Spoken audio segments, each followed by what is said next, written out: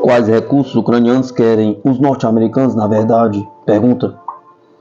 Especialistas explicam. Os Estados Unidos estão interessados em titânio, lítio, urânio, grafite da Ucrânia. Mas os norte-americanos podem enfrentar dificuldades para desenvolver os depósitos, disseram especialistas. Boris Krasnozenov, diretor de análise do mercado de títulos do banco russo Alfa Bank, opinou que a Ucrânia não tem grandes depósitos conhecidos de metais de terras raras. Entretanto,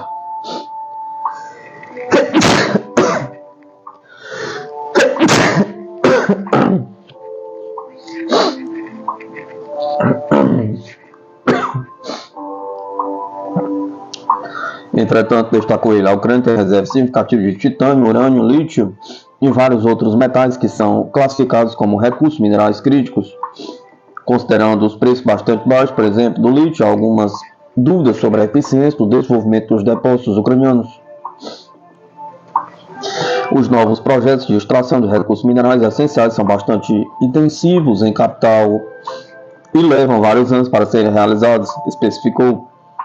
Outro analista, Leonid Kazanov, especialista industrial independente, concorda com a opinião mencionada acima. Segundo ele, os Estados Unidos estão interessados na Ucrânia em lítio, urânio, grafite, titânio. Os investimentos de capital podem ser estimados em até 100 bilhões.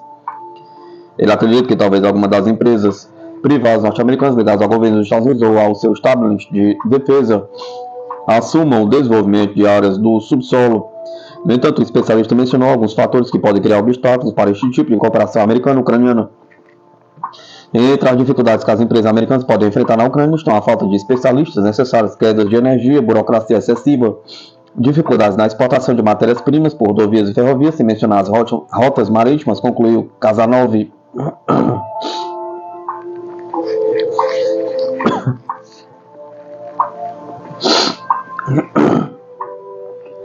Ontem, o secretário de Estado dos Estados Unidos, Marco Rubio, disse que o acordo sobre metais de terras raras continua sendo importante e que os líderes dos Estados Unidos da Ucrânia instruíram seus governos a finalizar a assinatura do acordo. Mídia. China constrói mais 4 navios em 4 anos. China constrói mais navios em 4 anos do que possui toda a força militar da Marinha Inglesa.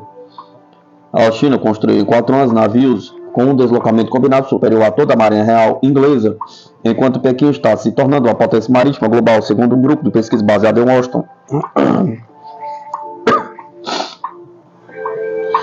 Entre 2019 e 2023, 4 dos principais estaleiros do país produziram pelo menos 39 navios de guerra em um deslocamento combinado de cerca de 550 mil toneladas, escreve o jornal The Telegraph.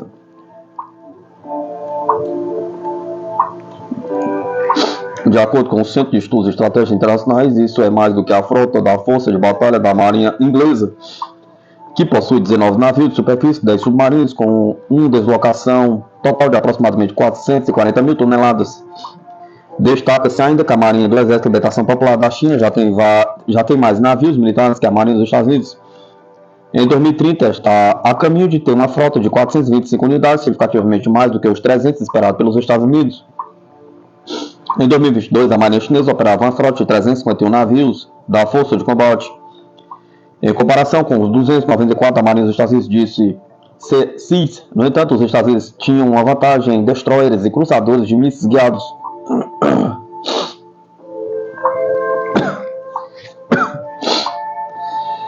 Financista indica o principal problema. dos Estados Unidos, que será resolvido de maneira chocante. A dívida pública dos Estados Unidos é o principal problema do país, que provavelmente será resolvido de maneiras chocantes, declarou em uma entrevista à CNBC o financista e fundador da empresa de investimentos Bridgewater Associates, Ray Dalio. O primeiro é o problema da dívida. Nesta área temos problemas muito sérios com a demanda e a oferta. Algumas pessoas pensam que podemos lidar com isso porque tínhamos lidado com isso até agora. Diz Dalio, acrescentando que a maioria das pessoas não entende como a mecânica da dívida funciona. Segundo o financista, o desequilíbrio entre a oferta e a demanda significa que os Estados Unidos têm de vender uma quantidade de dívida que o mundo não vai querer comprar. Vocês vão ver desenvolvimentos chocantes em termos de como isso vai ser tratado, coisas que provavelmente não teriam acontecido em nossa vida, mas que aconteceram ao longo da história, disse ele. Em particular, o especialista acredita que a questão pode resultar em uma reestruturação da dívida, com os Estados Unidos pressionando outros países para comprar a dívida, ou até mesmo cortando pagamentos a alguns países credores. A resolução do orçamento de fevereiro da Câmara dos Representantes observou que os Estados Unidos enfrentaram uma crise significativa da dívida pública que ameaça a estabilidade do país a longo prazo e representa um grande perigo para ele. Segundo estimações da Sputnik, feitas com base nos dados do Departamento de Tesouro dos Estados Unidos em janeiro, no período que antecede a posse de Trump, a dívida pública dos Estados Unidos era de 36,174 trilhões, ou seja, 106,4 mil por cada americano.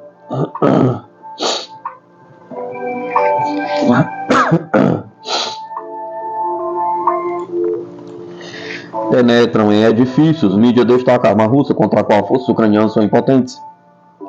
As forças armadas da Rússia desenvolveram drones de fibra óptica capazes de penetrar em edifícios, abrigo subterrâneo, onde o exército ucraniano esconde seus equipamentos, diz o artigo da Forbes.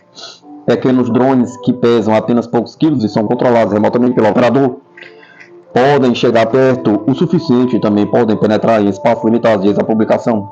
Para combater os meios de guerra eletrônica ucranianos, algumas unidades de drones russos começaram a usar drones de fibra óptica, explica a mídia. Ao implantar mais drones de fibra óptica, os russos superam os dois principais meios de proteção da Ucrânia contra pequenos drones. Camuflagem e interferência, concluiu o artigo. O uso mais frequente de drones com controle de fibra óptica está abrindo uma nova fase no confronto na Ucrânia.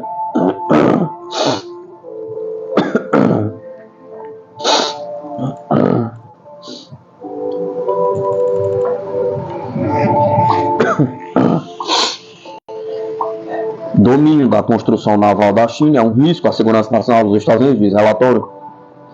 Em apenas 2 décadas, a China cresceu e se tornou o principal player na construção naval, conquistando mais da metade do mercado mundial de construção naval comercial, enquanto a participação dos Estados Unidos caiu para apenas 0,1%, o que representa sérios desafios econômicos e de segurança nacional para os Estados Unidos e seus aliados, de acordo com o relatório divulgado na terça-feira pelo Centro de Estudos Estratégicos Internacionais.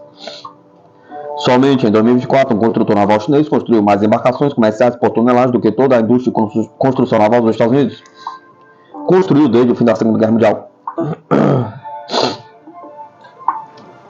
A China já tem a maior frota naval do mundo, disse o think tank bipartidário sediado em Washington em seu relatório de 75 páginas.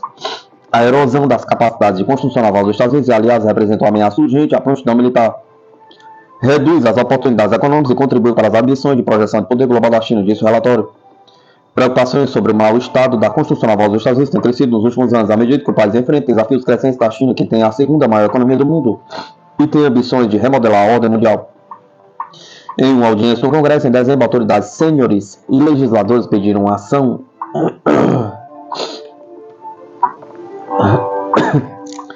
Na semana passada, o presidente Donald Trump disse ao Congresso que seu governo republicano iria ressuscitar a indústria de construção naval americana para embarcações comerciais e militares, e que ele criaria um novo escritório de construção naval na Casa Branca. Costumávamos fazer tantos navios, disse Trump. Nós os fazemos mais tanto. Não os fazemos mais tanto, mas vamos fazê-los muito rápido. Muito em breve isso terá um impacto enorme. Em fevereiro, o chefe de 4 grandes sindicatos pediram a Trump que impulsionasse a construção naval americana e aplicasse tarifas a outras pesas severas contra a China por seu crescente domínio nesse setor. O que estamos vendo agora é um reconhecimento da importância estratégica da construção naval e da segurança portuária. Os desafios relacionados colocados pela China, disse Matthew Funalion, um membro sênior da China Power Project no CSIS, e coautor do relatório Funalion,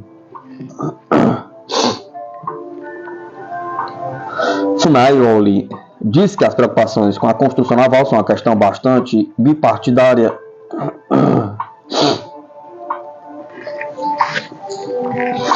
O relatório diz que o setor de construção naval da China passou por uma metamorfose impressionante nas últimas 2 décadas, transformando-se de um ator periférico em um ator dominante no mercado global, com os esforços centrados em uma empresa estatal, a China State Shipbuilding Corporation. Ao mesmo tempo, a China expandiu muito sua marinha. No ano passado, uma avaliação do CSIS descobriu que a China estava operando 234 navios de guerra em comparação com os 219 da Marinha dos Estados Unidos. Embora os Estados Unidos continuassem a ter uma vantagem em cruzadores de mísseis guiados e contra-torpedeiros, ao desenvolver recomendações para os Estados Unidos competir com a China, os pesquisadores se concentraram no uso da estratégia de fusão militar-civil de Pequim pela empresa chinesa, que confunde os limites entre o setor de defesa e comercial do país. Eles descobriram que a construção naval da China, que constrói navios comerciais e militares, vende 3/4 de sua produção comercial para compradores fora da China, incluindo Dinamarca, França, Grécia, Japão e Coreia do Sul, aliados dos Estados Unidos. Essas empresas estrangeiras estão, portanto, canalizando bilhões de dólares para estaleiros chineses, que também fabricam navios de guerra, avançando a modernização da marinha chinesa e fornecendo aos contratantes de defesa chineses tecnologia de uso duplo essencial, disse o relatório. Os pesquisadores do CSIS sugeriram que, com uma solução de longo prazo, os Estados Unidos deveriam investir na reconstrução de sua indústria de construção naval e trabalhar com aliados para expandir as capacidades de construção naval fora da China. Para o curto prazo, eles recomendaram ações para nivelar o campo de jogo e interromper o obscuro ecossistema de uso duplo da China, como cobrar taxas de atracação em embarcações de fabricação chinesa, cortar os laços financeiros e comerciais dos Estados Unidos com a indústria de construção naval da China e suas subsidiárias.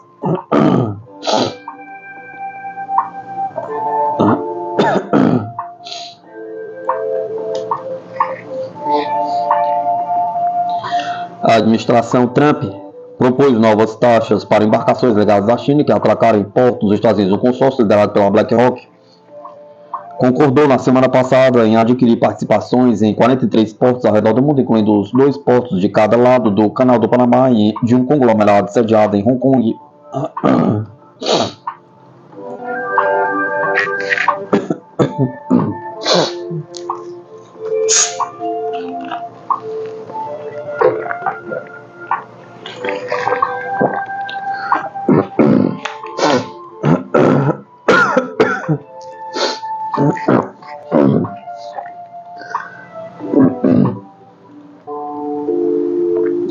China, Irã e Rússia realizam exercícios navais conjuntos no Oriente Médio.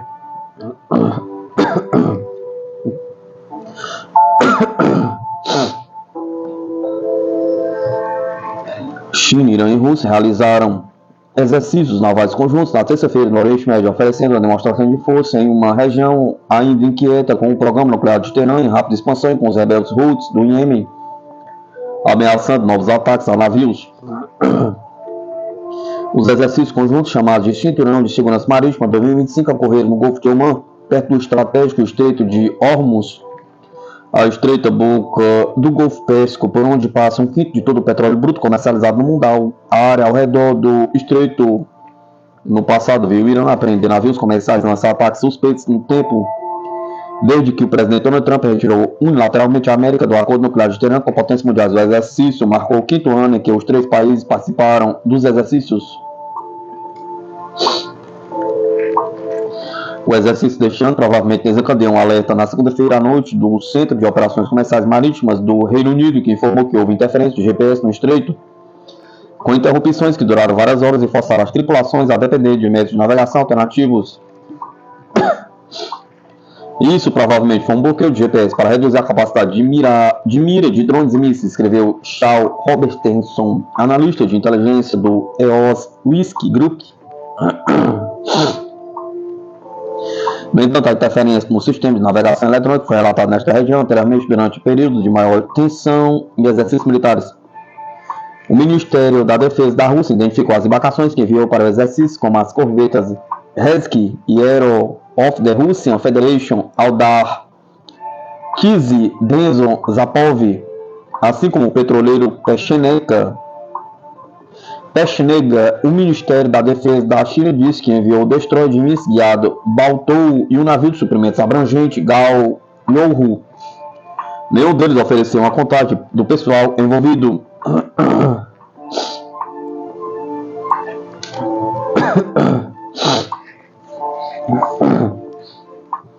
Nem a China nem a Rússia patrulham ativamente o Oriente Médio, cujas hidrovias continuam cruciais para o fornecimento global de energia. Em vez disso, elas cedem isso amplamente para nações ocidentais, em grande parte lideradas pela Quinta Frota Marinha dos Estados Unidos, baseado no Bahrein. Os observadores do exercício incluíram Azerbaijão, Iraque, Cazaquistão, Omã, Paquistão, Catar, África do Sul, Sri Lanka, Emirados Árabes Unidos. Como os americanos provavelmente também mantêm vigilância. No entanto, tanto a China quanto a Rússia têm interesse profundos no Irã. Para a China, ela continua a comprar petróleo bruto iraniano, apesar de enfrentar as sanções ocidentais, provavelmente com desconto em comparação aos preços globais. Pequim também continua sendo um dos principais mercados para as importações iranianas.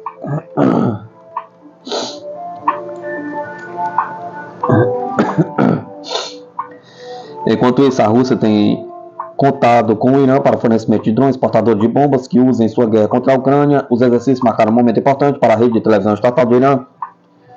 Foram ao ar segmentos mostrando fogo real durante um exercício noturno e marinheiros manejando armas de convés em um navio. Os exercícios acontecem após um exercício iraniano de meses de duração, que se seguiu a um ataque israelense direto ao país, visando suas defesas locais associadas a seu programa de mísseis balísticos.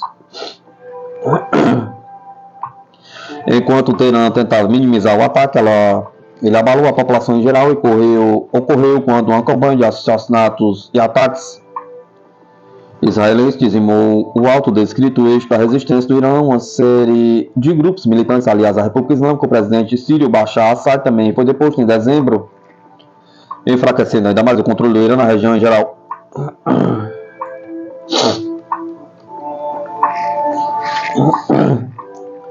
Enquanto isso, o Irã tem estocado cada vez mais urânio enriquecido em níveis próximos ao grau de armas, algo feito apenas por nações com armas atômicas. Teherã há muito tempo mantém que seu programa é para propósitos pacíficos, mesmo que seus oficiais ameacem cada vez mais perseguir a bomba. O programa nuclear do Irã atraiu alertas de Israel dos Estados Unidos de que não permitirá que Teherã obtenha uma bomba, sinalizando que uma ação militar contra o programa pode acontecer. Mas na semana passada, Trump enviou uma carta ao líder supremo do Irã, Ali Khamenei, buscando um novo acordo nuclear com Teherã. O Irã disse que não recebeu nenhuma carta, mas ainda emitiu uma enxurrada de pronunciamentos sobre isso.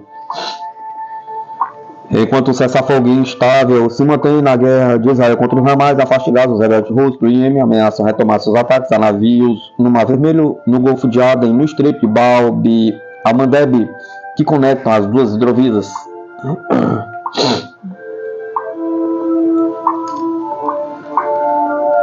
O líder secreto dos rebeldes, Abdul Malik al-Houthi, alertou na sexta-feira que os ataques contra embarcações de Gaza a Israel na costa do Iêmen seriam retomados em 4 dias se a ajuda não fosse retomada a Gaza. Esse prazo passou na terça-feira, embora nenhum ataque tenha sido relatado. Isso novamente deixou os transportadores nervosos. Os rebeldes tinham como alvo mais de 100 embarcações mercantes com mísseis e drones, afundando 2 embarcações em sua campanha, que também matou 4 marinheiros.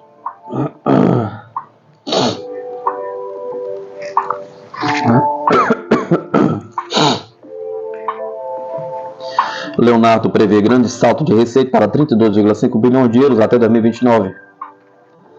A Leonardo está prevendo um grande salto de receita para até 30 bilhões de euros até 2029, dos atuais 17,8 bilhões, graças a novas joint ventures, crescimento orgânico e enormes aumentos nos gastos com defesa na Europa. A projeção fazia parte do novo plano industrial da empresa italiana para 2025 e 2029, que foi divulgado na quarta-feira após o resultado de 2024, que incluíram 20,9 bilhões de euros em pedidos, um aumento de 20,9% à medida que a Europa investe em defesa após a invasão da Ucrânia pela Rússia.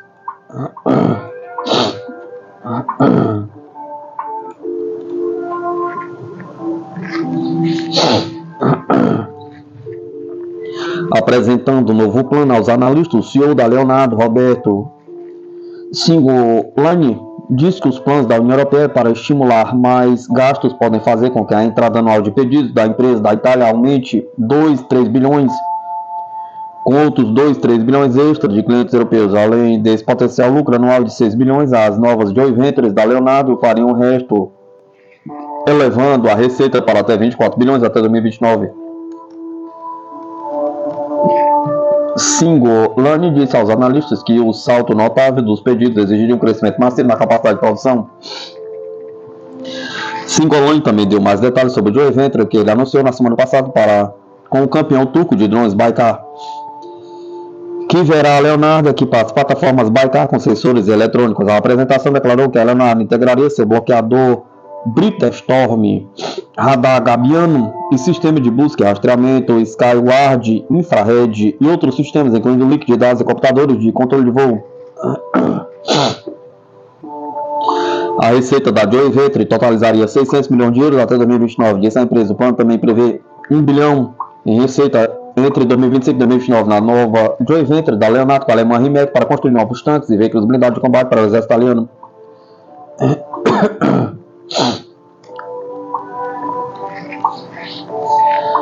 A apresentação confirmou que o CEO da nova joint venture será Laurent Sisman, antigo chefe de sistema não tripulado da Leonardo, enquanto Dave Holder da Rimac se tornará presidente. A apresentação disse que a Inglaterra, o Japão e a Itália deveriam investir 40 bilhões de euros até 2035 no programa de caça de sexta geração GCAP, no qual a Leonardo está trabalhando com 300 entregas de aeronaves esperadas após 2035. Cingolani disse que a Leonardo encontrou um parceiro para sua problemática unidade de aeroestruturas, que inclui trabalho no Boeing 787 no sul da Itália. Ele se recusou a nomear o parceiro, embora tenha crescido a especulação de que a Arábia Saudita está entrando a bordo após a visita de autoridades sauditas à instalação no mês passado. Leonardo disse anteriormente que encorajaria a Arábia Saudita a posicionar seu novo aeroespacial como um trampolim para ingressar no programa GCAP. Em uma teleconferência com a analista na quarta-feira, Cingolani disse que apoiava a entrada da Arábia Saudita no programa.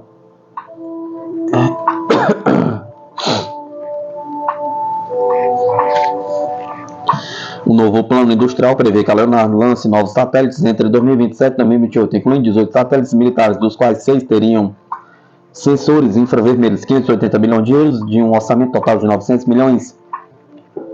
Para os lançamentos já estão cobertos pelo Ministério da Defesa italiano, afirmou a apresentação. Outros 20 satélites civis de órbita baixa da Terra também serão lançados.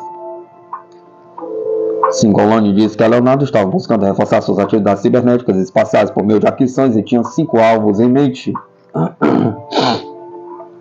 Após perder para compradores rivais em 3 lances no ano passado, com foco em segurança cibernética, inteligência artificial e tecnologias espaciais, a Leonardo está almejando mudar de uma empresa de defesa para uma empresa de segurança global, disse a apresentação.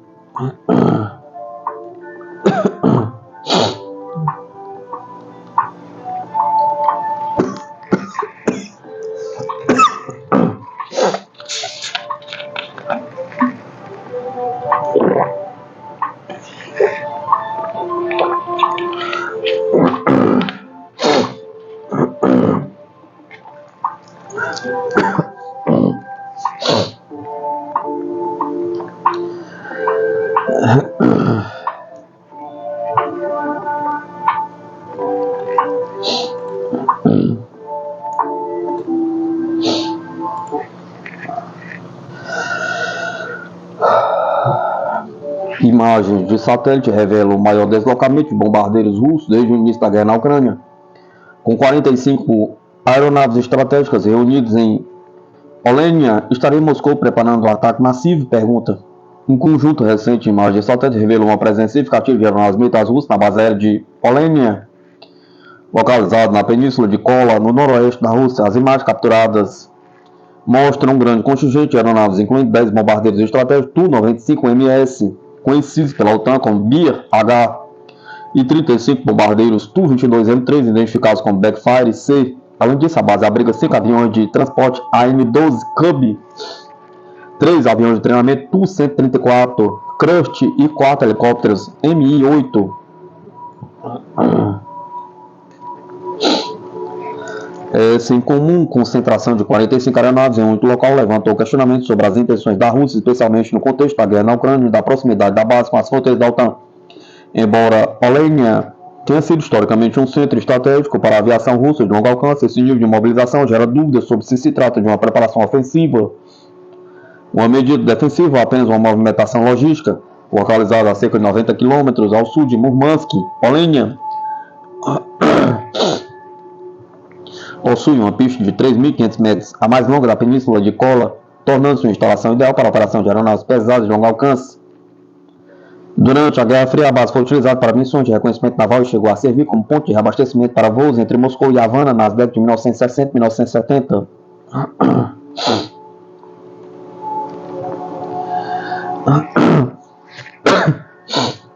Desde o início da invasão em grande escala da Ucrânia, em fevereiro de 2022, Olenha assumiu um papel central no lançamento de mísseis de cruzeiro contra alvos ucranianos. Os bombardeiros Tu-95MS e Tu-22M3 desempenharam um papel essencial nessas operações, atacando infraestruturas estratégicas longe da linha de frente. No entanto, a recente concentração de aeronaves nessa base remota é atípica e tem chamado a atenção de especialistas em defesa, que monitoram os movimentos militares da Rússia. O histórico de mobilizações em Olenha sugere que concentrações semelhantes de aeronaves procederam a ataques aéreos significativos. Em maio de 2003, imagens de satélites revelaram a presença de 14 bombardeiros Tu-95MS, 2 Tu-160 e 2 Tu-22M3, além de aviões de transporte e helicópteros. Pouco tempo depois, a Rússia lançou uma série de ataques aéreos intensos contra cidades ucranianas.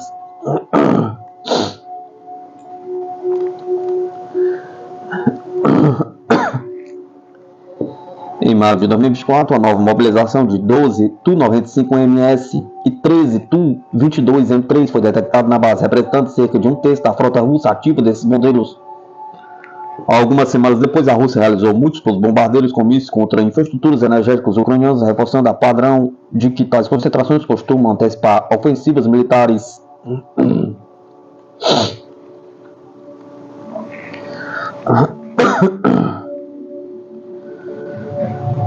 O atual deslocamento, que inclui 45 aeronaves, supera qualquer mobilização anterior registrada na base desde o início da guerra, aumentando as especulações sobre seu possível propósito. Situada a cerca de 1.800 km ao norte da fronteira da Ucrânia, Olenha está fora do alcance da maioria dos drones e mísseis ucranianos, tornando-se um refúgio seguro para os bombardeiros russos.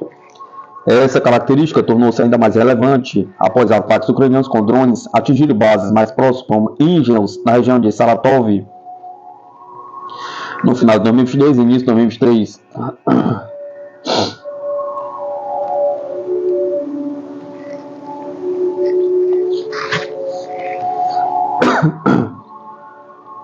Os bombardeiros Tu-95MS e Tu-22M3 podem transportar mísseis de cruzeiro avançados, como os modelos KH-101 e KH-55, alcance superiores a 2.500 km. Graças a essa capacidade, a Rússia pode atingir alvos na Ucrânia sem expor suas aeronaves ao fogo inimigo. A estratégia usual envolve decolagem a partir de Olenha, voos para o sul sobre o território russo, lançamento de mísseis de regiões próximas ao Mar Cáspio ou à região de Saratov.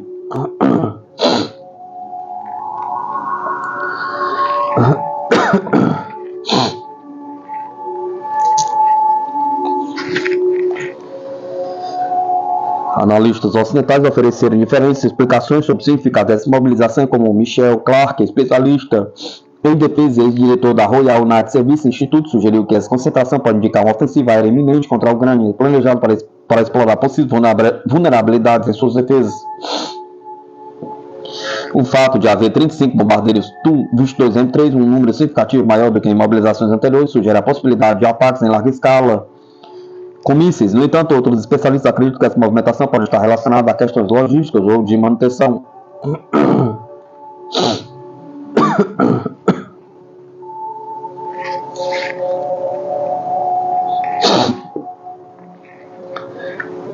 Katarzyna Ziski, professor do Instituto Norueguês de Estudos de Defesa, indicou que o uso de Olenha evoluiu ao longo da guerra e que essa concentração pode refletir a necessidade de manutenção e reposicionamento de aeronaves.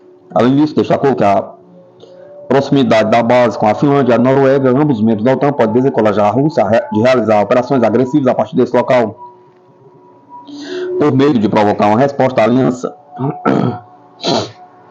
A proximidade de Olinha com a OTAN é um fator-chave nesse cenário. Localizada a apenas 150 km da Finlândia e 200 km da Noruega, a base está dentro do radar de vigilância do sistema de reconhecimento aliados.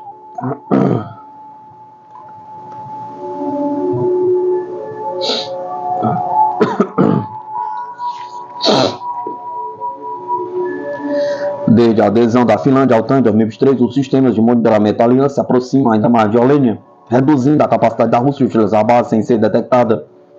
Em diversas ocasiões, caças da OTAN interceptaram bombardeiros russos que voavam próximo aos passageiros da Noruega. Qualquer grande movimentação de aeronaves a partir de Olenha seria imediatamente registrada, eliminando o fator surpresa de um possível ataque e potencialmente desencorajando Moscou. Alguns analistas sugerem que essa concentração pode não estar diretamente ligada a uma ofensiva iminente, mas sem atividade de manutenção ou reabastecimento. A presença de 5 aviões de transporte AN-12 indica que pode haver movimentação de suprimentos ou mísseis de cruzeiro. Os 3 aviões de treinamento Tu-134 UBL e os 4 helicópteros Mi-8 também sugerem que a base pode estar desempenhando funções adicionais além do combate direto.